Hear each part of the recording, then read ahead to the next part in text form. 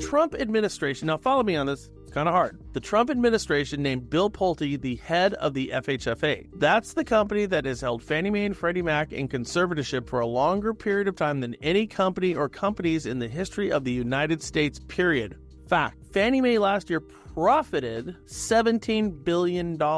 Freddie Mac, they profited $11.9 billion when the dust settled. Combined, the two GSEs made $28.9 million bucks. Now, they did this in, I might add, one of the worst real estate markets in the history of the United States. Imagine what's going to happen in a good year. So here's a graph of the assets, and as you can see, right around 1980, Fannie and Freddie lit the rockets and took their involvement, assets, and outrageous profits up into the stratosphere. Now, let's kind of shrink or shore up the graph a little bit, and let's take it from 2008 to the current. It goes like this. Lots of risk, lots of profits, lots of pain when it all hits.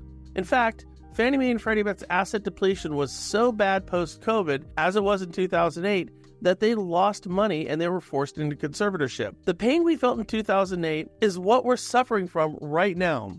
See, if we tighten up a smaller timeline, like look at this one, say from 2020 to now, it's just kind of like, well, yikes. Now, with all the ebbs and flows, the ups and downs, especially the downs, it looks like we're about to go into round 3. Now, this is just the backdrop, because in spite of Fannie and Freddie's self-induced, all-inclusive recession-making decisions, and that's exactly what it amounts to, self-induced recession decisions, they still made nearly $30,000, making them the most profitable company in the history of the world in a bad year. Which brings us to our current state of dysfunction and disrepair. Why would the president make them public now? Is this a good thing? Is this a bad thing? What is the motivation of our administration? Now, as we told you, Bill Pulte, he runs the FHFA, which runs Fannie and Freddie. He is the kid of the multi-billionaire builder Bill Pulte Sr. We all know who he is, and I've got my thoughts about that, but that's another point for another day. Suffice it to say, this all seems a little bit like a good old boys club. Now, when Trump made his announcement that Fannie and Freddie are going to go public, giving the GSEs the backing, the implicit backing of the federal government, and when they go public, they become a quasi-public-private relationship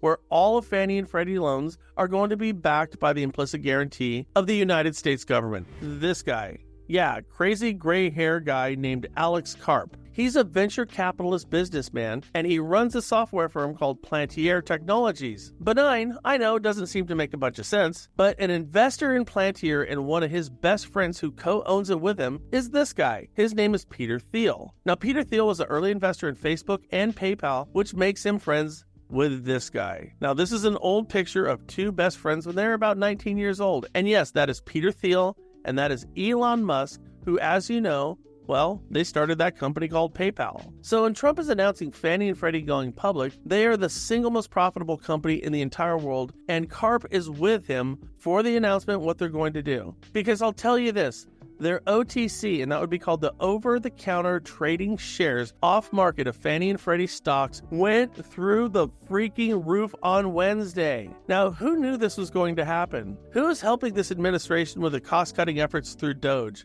Who are they?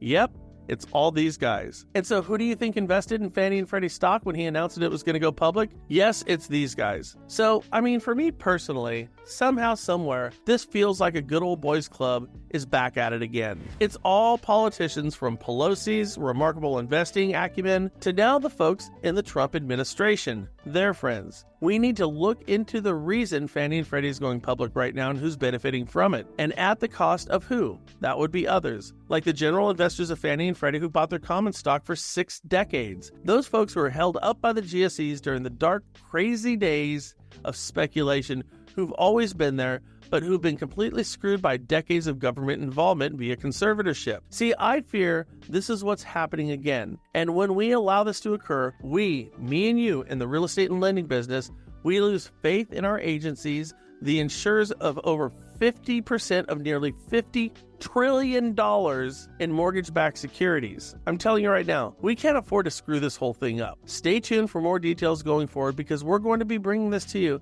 And I hope I'm wrong, but this feels just like the tip of the iceberg. I hope this helps. Hey guys, Brian Stevens here with Mortgage Shots, the National Real Estate Post, and the Loan Factory. I got to tell you, we're bringing loan officers in on a daily basis. We have better systems, we have better rates, and we have a team that knows how to close deals in ways that you don't. We literally can pick up a realtor every single day, a recession-proof, top-notch realtor anywhere in the country. If you think I'm lying or you want to test me on it, fill out the information down below, join our team, and see what your business can be even in hard markets.